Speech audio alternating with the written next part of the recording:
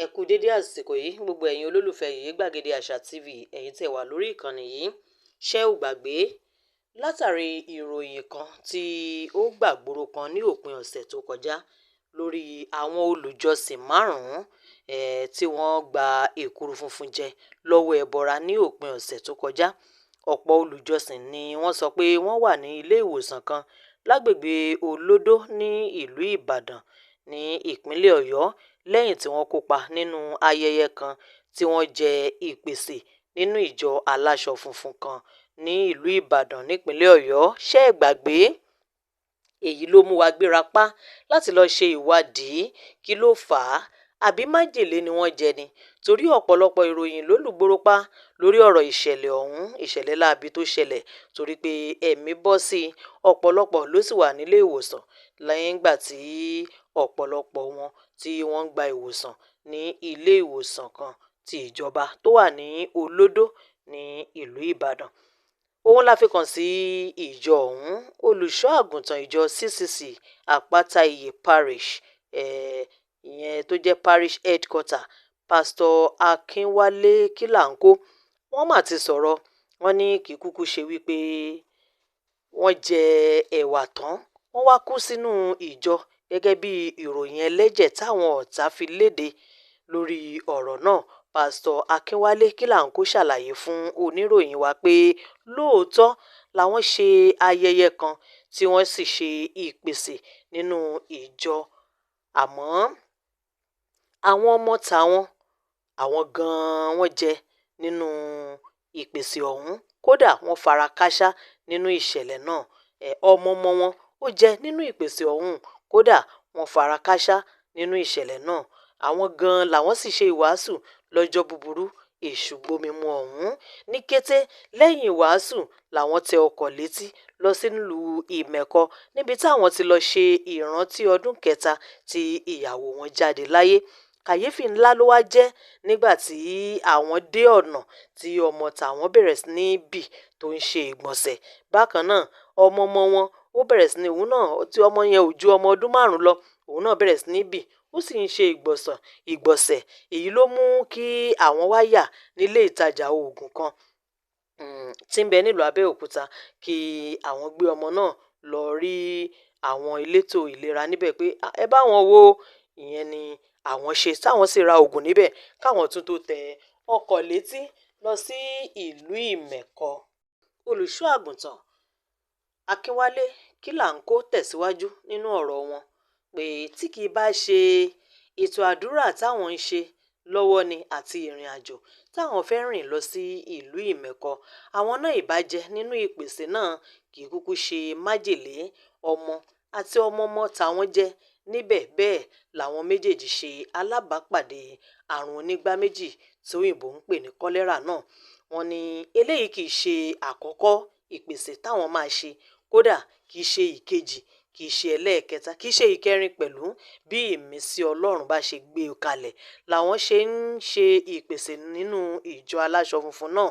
Wọ́n ní àwọn àrùn onígbá méjì tí òyìnbó ń pè ní kọ́lẹ́rà ló wọlé dé wẹ́rẹ́, kì í ṣe májèlé nínú ìpèsè táwọn ọmọ ìjọ jẹ́ o. Kí oníkálukú tó ń gbé ìròyìn ẹlẹ́jẹ̀ kiri tí wọ́n ń gbé ìròyìn burúkú pòyì ẹnu kí wọ́n sọ ewé àgbéjẹ́ mọ́wọ́.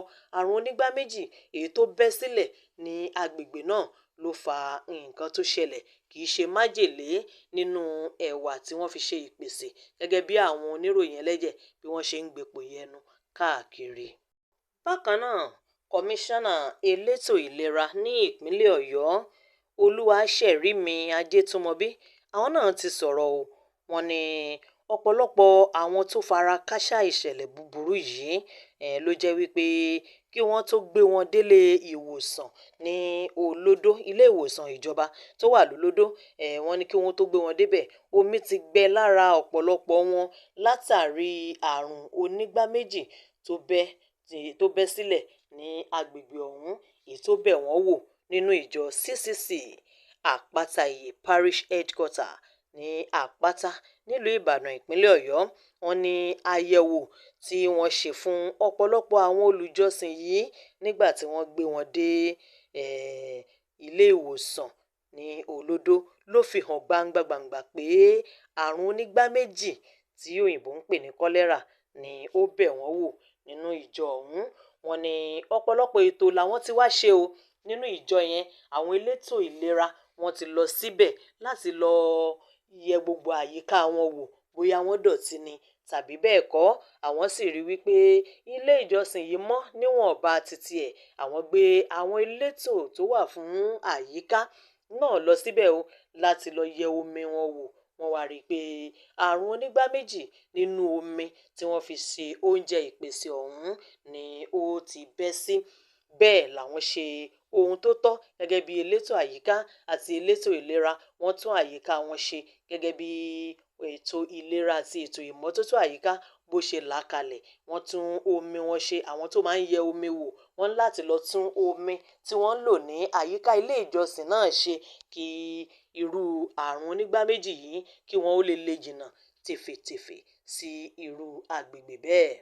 Ẹ̀wẹ̀, ajínrere David Owóẹ̀yẹ, wọ́n láwọn náà jẹ́ nínú ìpèsè ọ̀hún. Kódà kò sí ohun tó ṣe àwọn kókókó lárọ́tà táwọn lé.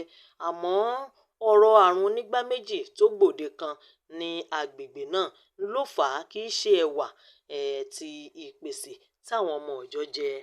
Bákan náà ni ìyá àjọ Fátádé Deborah, wọ́n láwọn náà jẹ nínú ẹ̀wà tí wọ́n fi ṣe ìpèsè ọ̀hún. Kò sì sí nǹkan kan, kò sí kinní kan tó ṣe àwọn. Kódà àwọn pẹ̀lú láti gbé àwọn èèyàn tó jẹ́ olùjọsìn wọ̀nyí tí àrùn onígbá méjì ọ̀hún kọlù, wọ́n pẹ̀lú láti gbé wọn lọ sí ilé ìwòsàn ní Olódó tí àwọn sì para ilé ìwòsàn Olódó yẹn láìmọye ìgbà nílùú Ìbàdàn táwọn ń lọ táwọn ń bọ̀. Kò sí ohunkóhun tí ó ṣe àwọn. Ṣùgbọ́n nǹkan tó ṣẹlẹ̀ ni wípé ọ̀pọ̀lọpọ̀ olùjọsìn tí àrùn onígbá méjì náà gbò gidi gan ló jẹ́ wípé àwọn tí wọ́n gbé lọ sí ilé ìwòsàn aládàáni tí wọn ò sì tètè kọbi ara sí wọn, tọ́jú wọn lásìkò ni ó fà á tí àwọn 5 yẹn fi kú tí ó sì gbo àwọn ọ̀pọ̀lọpọ̀ olùjọsìn náà jìgìjìgì. Abilékọ Adékọ́lá ni àwọn náà jẹ nínú ìpèsè ọ̀hún. Kò sí ohun tó